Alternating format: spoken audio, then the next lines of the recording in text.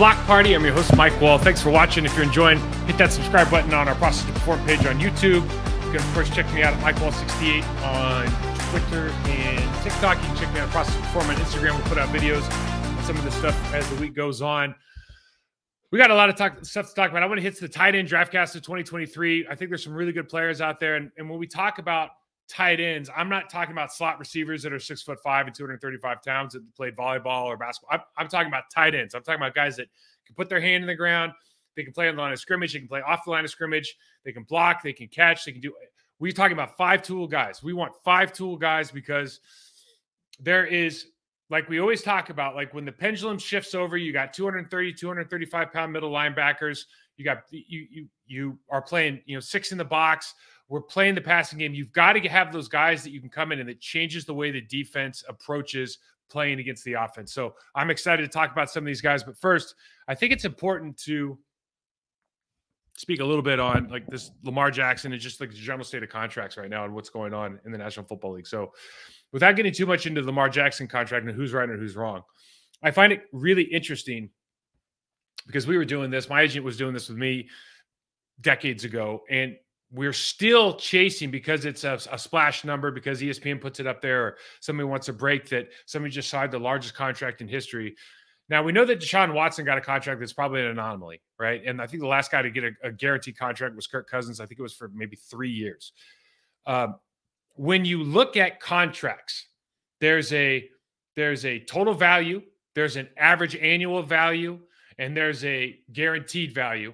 But maybe more importantly, what we don't really look at is there's a 3-year value of contracts that we really need to pay more attention to. And so the reason for that being is really twofold. The first part of it is that the salary cap goes up $20 million plus every single year. So if you're a quarterback, if you're a left tackle, if you're any position and you're getting paid, let's say the market is, $50 million now a quarterback. If you're a $50 million caliber player a year and the salary cap is going to go up $20 million every year, it behooves you to get, let's say, maybe a guaranteed deal for less time so that you can re-up when you're 29, 30, 31 with a salary cap that is $60 million higher than it used to be. That means your average annual value is going to go up somewhere between $3 to $5 to $7 million a year. So you're going to make somewhere between $10 and $20 million more over the next 3 seasons. Okay, so if all we care about is money, then going at that perspective, if you believe in yourself, if you want to continue to play this game, right, which if a guy's going to pay you $50 million, you sure as hell better be one of those guys who wants to play until the wheels fall off. If you look at the best 3-year contracts currently in the National Football League, I'm talking about cash to player. Aaron Rodgers at $150 million, Deshaun Watson at $137 million, Dak Prescott $126 million, Russell Wilson $124 million, Matthew Stafford, the bottom of the number 5 at $120 million. So 3 years, $120 million. 3 years, $150 million. And in 2026, when Deshaun Watson's 29 years old, I think he's 20 or 30, 29 years old, there's going to be a salary cap, $280 million, $300 million projected. The way that the National Football League's going, we've had, top 88 out of 100 shows last year. I mean, money is good right now in the National Football League. It's going to continue to get even better. So having these shorter term deals, and listen, if you want to have a 10-year contract, that's really only good until year 4, because at year 4, there's a cap hit of $80 million. Listen, that is the exact same thing as having a 3-year deal. If your team needs to structure, if you need to do a team-friendly deal to say that, hey, look, I got $500 million over 10 years, but after year 3 or year 4, we're going to have to restructure. That's not a bad deal either. But the point is, after the 3rd year, people in your range are going to be making the same amount or more than you are, and they might not be as good a player as you are. They might just be, a benefactor of the circumstance of the time. The timing is everything. And that leads me kind of to the other point, which is where you play matters.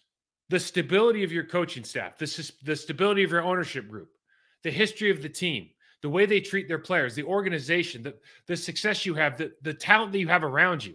All of that matters. You can go chase money and go to a lesser team. because you want that, because you want to get paid. And a lot of people, hey, I want to get paid. I don't know. For me personally, when I look at these numbers, they're not even real numbers anymore. 3 years, $150 million. Let's just take it. Let's take it down. So when I was playing, a really good player at the offensive line would make somewhere between $6 and $10 million a year to guard or tackle. One guy just signed for 25 a year just now. There's going to be multiple guys in the 20s over the next 2 years. Okay, the tackle position, guard's probably going to be between 18 and 20. So they're double, if not triple, of what we used to make. That is so much money that, if you make $137 million or $150 million over 3 years, I know that maybe every penny matters, but it also matters. Like, to me, Aaron Rodgers was going to make $150 million. I know he's going to the Jets, but he was going to be a member of the Green Bay Packers for 3 more seasons. Deshaun Watson is a Cleveland Brown. Now, sorry, fans in Cleveland and Green Bay over the last 30 years aren't quite the same from an organization, ownership, coaching, success. Everything's better towards Green Bay. Everything, stadium, everything, fans, everything. Dak Prescott is in Dallas, $126 million in Dallas, no state taxes. You're playing for the Cowboys. Jerry Jones is your owner. If you're out of football, you're going to get a lot more opportunities because Jerry Jones is. If you're Jerry Jones's guy and you stay in his neighborhood, you're going to be okay. There's a lot of guys who get TV deals afterwards because they're, in large part, they have talent, but in large part, Jerry Jones helps them out. Okay, Russell Wilson's going from Seattle to Denver, works out, but right now, Denver's not what it used to be when they're in their heyday, and Peyton Manning's winning Super Bowls with that great defense. And then Matthew Stafford goes to Los Angeles, gets a huge deal, but he's almost like he paid his penance by being in Detroit for so long, right? So where you go matters. And by the way, that his, along with other contracts, they mortgage the future to pay, or the mortgage the future to pay for the present. They may not be good for another couple of years. That's why Sean McVay was thinking about quitting. Okay. So my point is, in this whole scenario, you have to factor in, like, am I going to be the same player in this new system with this organization, with the players around me, with the coaching staff? That matters, because when it's all said and done, I don't know how many guys are going to go, God, I only have 150 million where I could have had 165 million. And you talk about taxes and everything. I'm being facetious here, but I could have made $15 million more. But what am I making off the field now because of the career that I had? What are the opportunities that are off the field because of the people I was hanging around because we're winning so many games? My sponsorship opportunities. Maybe I just get to rub elbows with more billionaires. I get more business opportunities. All of these things have to factor in. It can't just be about the bottom dollar of the contract. So that's my 2 cents. Let's get into these tight ends. So I think these tight ends, I think there's a lot of talent. And again, I'm not even going to go over Dalton Kincaid. And it's not because I don't like the kid. It's because he doesn't block. And if you don't block, if the first thing that everybody writes about you is you don't block, I'm probably let's just skip right by him. So there's we're going to look at 4 guys today. Michael Mayer is arguably the top dog in a lot of draft boards for kind of what we just call a 5-tool tight end. Notre Dame kid, 6'4", 250 pounds, runs a 4.7. It's up and down on how he looks from a speed perspective, right? There's some other guys that look, they're a little bit fast, have a little bit faster play speed. You line them up over here. We see what I like about all the guys we're going to look at right now is they're used to playing on the line of scrimmage or off the line of scrimmage. So he plays more of a true kind of H-back role with this, or an F role with this team. He's not like their Y tight end. Okay. So they have the Y and they have the F tight end. He's more of the F tight end. He's always going to hipped off. He's always going to be the second tight end out. They have a true blocking tight end, but this is kind of more along the lines of what we see in the National Football League right now. And as we'll see, he's more than capable of making or being participating in all the blocks from different angles. So while I don't like how he gets stuffed down here, what I do like is he has natural bend. And we're going to look, they man him up in the slot and the safety. We see him in the slot position often. He can block from here. He's going to get manned up. He's got a little bit of, he's got put himself in a position to be successful from a separation and body position standpoint here against, a Clemson defense. He's now hipped off, and just something you want to notice. and every team does this. I can't quite understand it, but you see how far back he is off of the tight. I'll show it the next time. So this is one thing he does well. You go in motion. You can work him on the really he's just downfield screen. This is a design play, so he gets to block downfield. He does a great job of finishing through.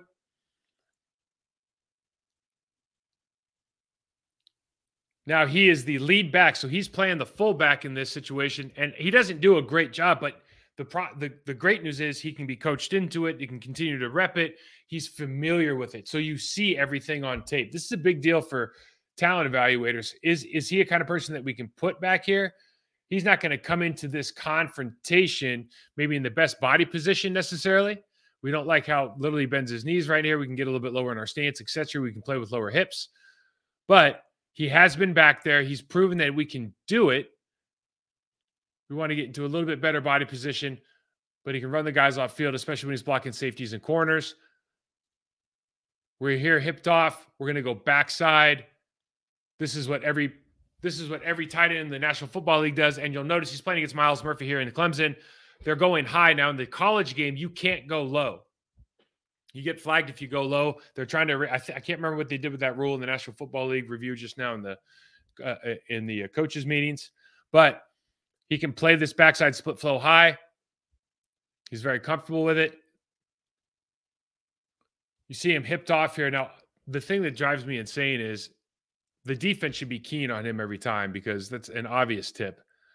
He's got to go backside. Catches the ball here. Not a huge fan of the jump. Not a huge fan of the jump if you're not going to be able to land it. You know, you want to be able to 2-foot.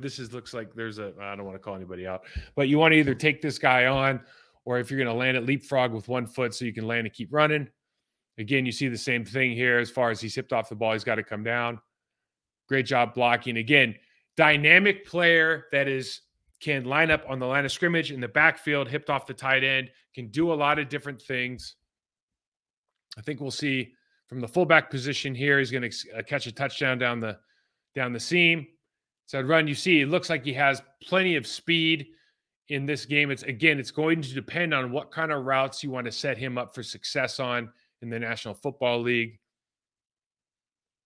But I think he's a player that is pretty polished going in. He can use some improvement as everyone can, but he's pretty polished going in. He's not the most athletic tight end in the draft, but he's a good athlete. He's got good size. He probably can put on another couple pounds if he has to.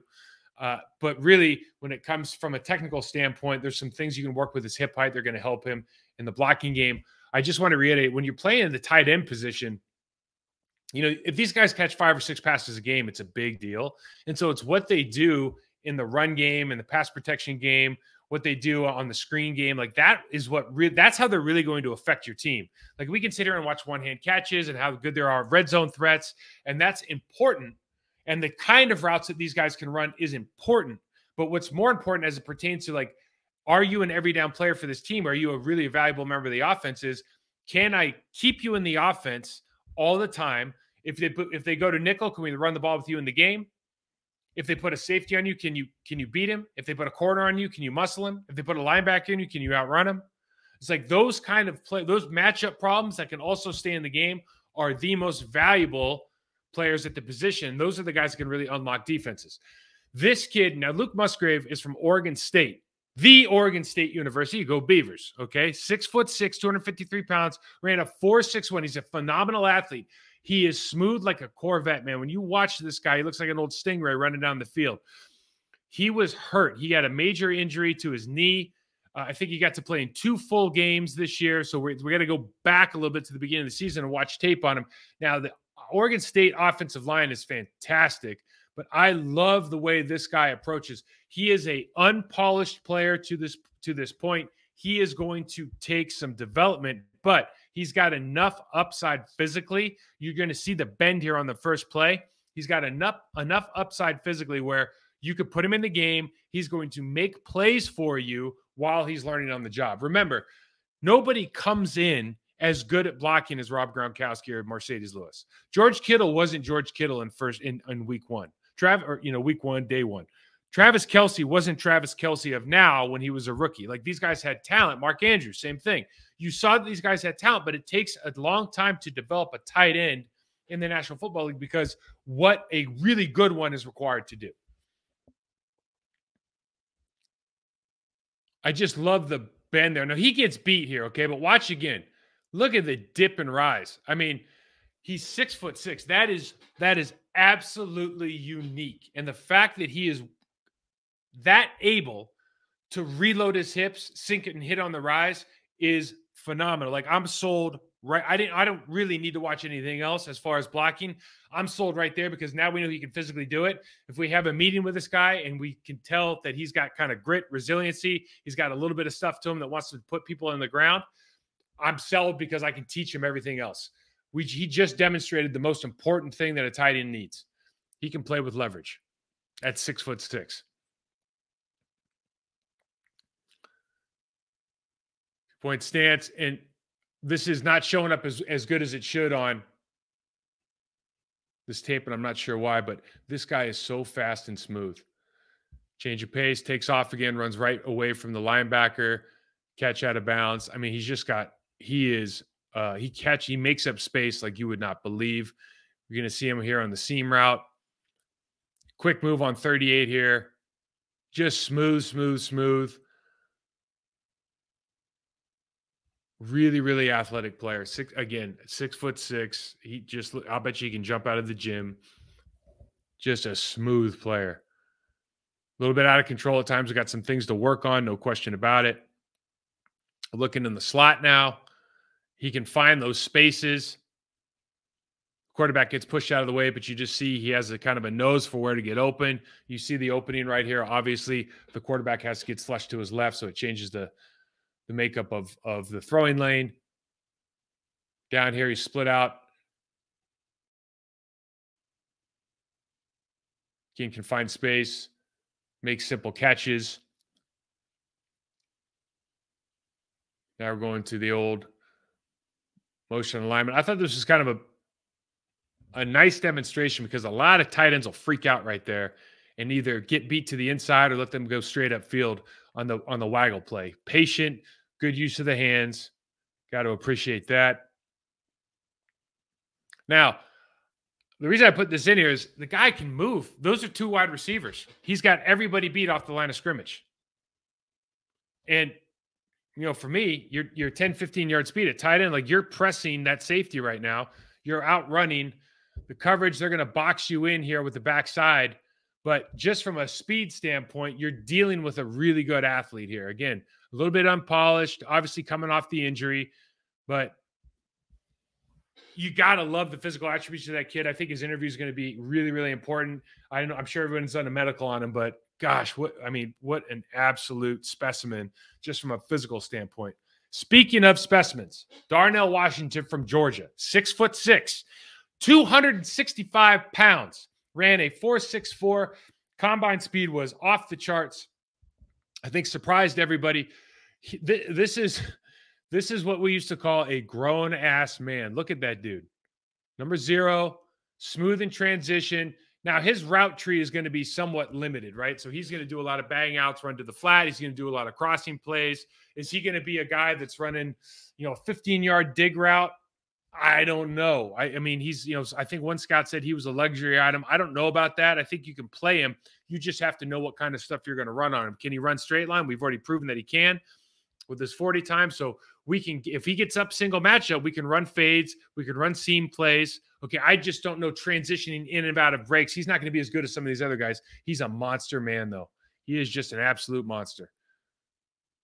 Now that's their team captain. That's Auburn's edge player, team captain, 259 pounds.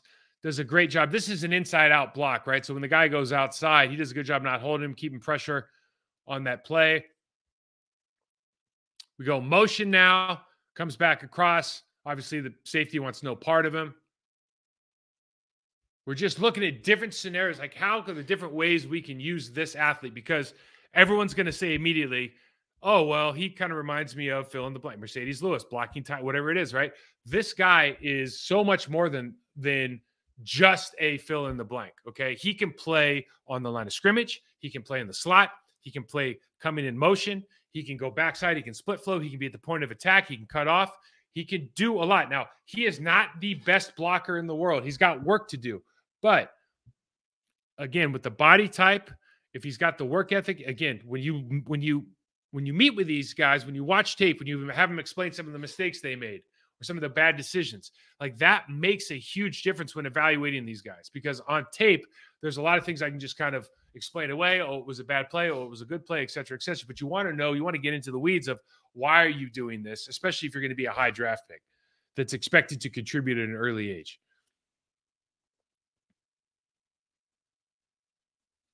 Here, don't like how he shuffles in so his feet don't gain ground. So you're kind of shuffling into this play. So you're out, you can get kind of punched and wedged in. Now he does his job, but we just want to see a little more physical play against out of a guy that is so physically gifted. You see the smooth transition here, but then something happens in the backside of this that you just don't want to see. So he comes out. He's on the drag.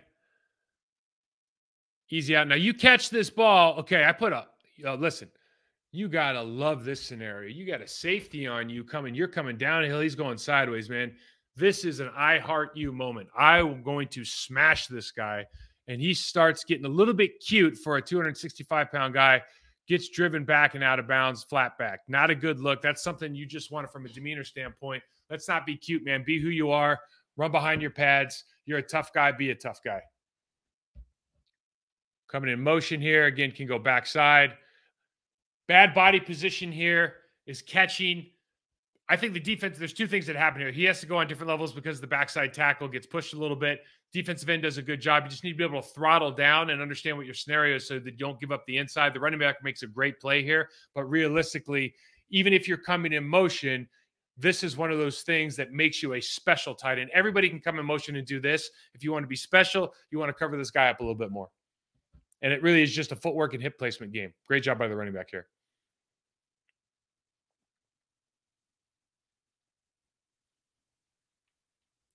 So he shuffles into place, which you don't love. He hops into place, I should say. But square pads, willing to take up the entire man, and can drive straight. I know it sounds simple, guys. Not a lot of guys are doing this at a high level in the National Football League. Love to get his pad level down a little bit more at the end.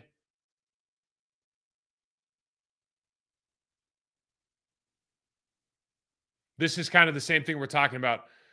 Let's go into contact with the intentions to hurt the other person. I know you're a big, like, if you're selling yourself as, hey, I'm the next road grader tight end that can do it all, red zone threat. We want to see this play. You come down and you just smash this guy. You're not coming in with, like, I'm just going to hit you with my forearms. My pad level's too high and I get stood up and then knocked over. Okay. I want to absolutely throttle you. Now, the flip side of that is this. He is more than capable of taking this and just dumping the defensive end. We can sit here and talk about whether this guy should go across his face or not, but I'm just talking about from a physically able to dominate. With the right coaching here, this guy is physically able to dominate. Decent footwork, finishes him to the ground. Now, this is the play I wanted to end with him because I think it kind of demonstrated what the possibilities are. Takes two on this play. So we're going to go inside jab step.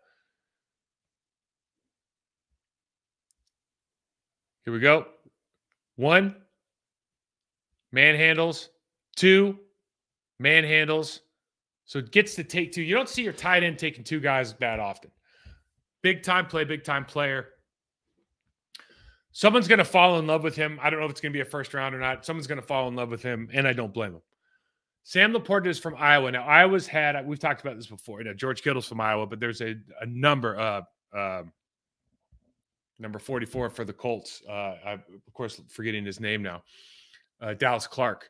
All the offensive and defensive linemen have come from there. Like, Iowa just puts out good pros. Okay, so this guy probably, with me, I'm a little bit biased because I just like the program. This guy, as I've told you guys, I'll sit and pull up a tape of a team that I think has a good program. and we'll just start watching tape. I'll start at play 8, start at play 13, whatever. This guy, for whatever reason, just jumped off the screen with a couple of things he did early in this game. Sam Laporta, Iowa, 6'3", 245, a little bit on the shorter side. You're going to see he looks like an old school throwback guy. He's got speed, 4.59 40. Look, listen, a 4.59 40 is fast, guys. So guys that are running like 4.6s, 4.5, those are fast humans. Okay, those are fast humans. What some of these athletes are capable of now at this size is amazing. This guy's smooth. He's got power. We know he's got power because he's an Iowa kid, but look what he does here. This is like the second play I watched, first passing play that I watched. So he's in the slot, physical at the break, knocks him over. Then we move, we run through, we get down to the 6-yard line. You just immediately go, oh, okay, well, we've got that box checked, right? Play speed looks good. Physicality looks good. Run after the catch looks good. Love it all. Against Illinois, who, by the way, had 2 All-Americans at defensive back, right? Defensive back and a safety. I think off first-round draft picks. I think they were both All-Americans. Anyways, really, really high-level talented team on defense. We see coming off, he's able to go low to high. He's able to go low to high. Now watch this. This is the other play that I just fell in love with. Comes off the ball, low to high, hands inside, driving. Again, one more time. Brings his hips, hands inside, wins with his feet chase hips. Literally textbook, teach tape. This is what you want to do. This is big time blocking from a tight end. This is the single best block I saw from a tight end from a technical, physical standpoint on all of these tapes. Hands down. Absolute clinic. So in 2 plays, really, or the first, for me, the first 5 plays I watched, I see 2 clinic tape plays, right? So you just know right now there's some upside to this kid. Now, this is just something when you're looking at tape. This is for everybody. It's just an easy thing to do. Look at the relative what I just call no numbers pad level mentality that the tight ends have as they're releasing away from the play that means nothing. Okay. They're just trying to draw this defensive end, linebacker, and safety versus what you see over here where offensive line are standing straight up and down. Okay. Offensive line's up. You see the left guard's up. You see all numbers, anything you want. Okay. The right guard's as tall as the quarterback. Now, that's not to put down my favorite group, the offensive line. That's just to show you these guys play with good athleticism, good bend, good hip hinge. Important in this league. Got to be able to play with leverage, especially when you're only 245 pounds going up against a 275-pound defensive end. Now, again, this is a play that doesn't end up working out, but I want you to see his ability to separate on the chair route here. So we run the out and up, and plays over, sacks in the backfield. Defensive back doesn't know it till right now. He's beat, and he's beat bad. Chair route worked. He's got smooth transitions in both parts of this chair route. Smooth transitions on the out, smooth transition on the up. This is a big play if they can get the ball off. He's down on the slot here. Or excuse me. He's out.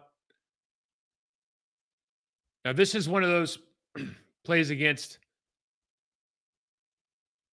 I believe this is one of their corners. And he does not run a great route. This is where his route discipline can improve. His route running can improve.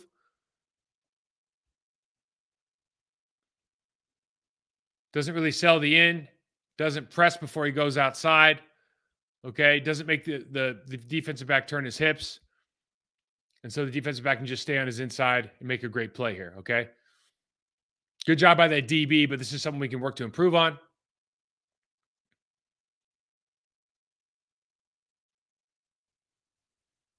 You see him break. Again, the ball's not coming to him. One more time.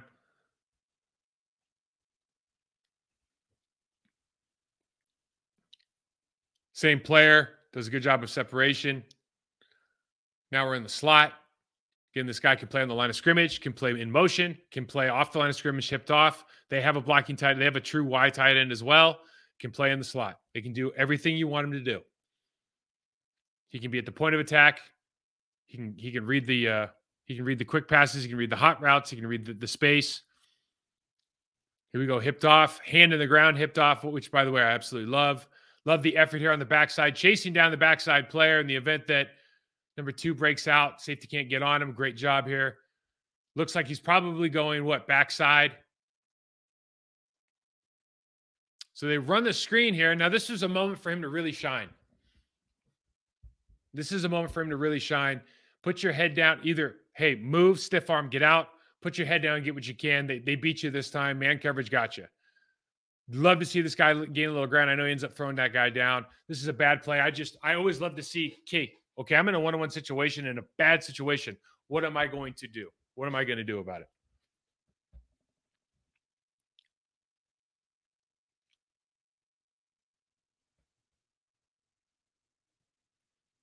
Run after catch, 2 guys on him. It's got a little horsepower to him. So there's a lot of different flavors of ice cream with this tight end group. You know, you start with Michael Mayer from Notre Dame. Probably has everyone's talking about high floor, high ceiling guys now. That's like the new talk. And I would say the guy has a pretty high floor. He looks like he knows. He looks like he can. All of these guys look like they can kind of do everything. He is going to be the most traditional kind of 1990s throwback tight end, okay, or 2000s tight end, like Bubba Franks if you're a Green Bay Packers fan, tight end, right? Not crazy speed, could be a red zone target. He's going to have a lot of routes he can run the route tree. I think the most important thing for Michael Mayer, maybe that's different than Bubba, is you can put him in the backfield, you can hit him, you can do whatever you want with him. Put him anywhere you want. And he's got familiarity because of the offense they run. You go down to Darnell Washington. He's got incredible, honestly, incredible size. Very fluid athlete for the size he is. He ran so well at the combine. You just can see him winning in the slot. You can see him catching those passes, against a cover 2 look. I think his route tree is probably limited. What he can do in the run game and the blocking game is going to help the team exponentially. Whatever team gets him is going to be exponentially better in the run game if they utilize him the right way. Sam Laporta from Iowa, I just love. He jumps off the screen, I think, with some of his athletic moves, his athletic traits. He's got exceptional bend. He's got technique. He's got clinic hands in the run game. He can work on his route production. But again, you get with the right development coach, you're going to have some success there. The wild card guy, because he was injured all last year, and you just don't know, from a polished standpoint where he's at. Luke Musgrave from Oregon State. I mean, he looks so talented. He looks like he can play on the line of scrimmage. He has incredible bend for a guy 6'6". When I say he can beat anybody on the field, you look. There's no linebacker. There's nobody on the field that's going to be able to cover Luke Musgrave at full speed when he's running any route you want. He just looks like he looks that part. Okay, so. He's going to take some development. All these guys are going to be really good. I'm excited about this group, maybe more so than any group I've looked at. I think there's a lot of good players in there. Again, I didn't even look at Dalton Kincaid because he doesn't block, and I don't look at people who don't block. So hope you enjoyed Block Party. Check me out on MikeWall68 on Twitter, Process to Perform on Instagram. Please hit that subscribe button, rate, review us on the Process to Perform page on YouTube. Guys, have a great weekend. Enjoy this. We'll get back to you next week.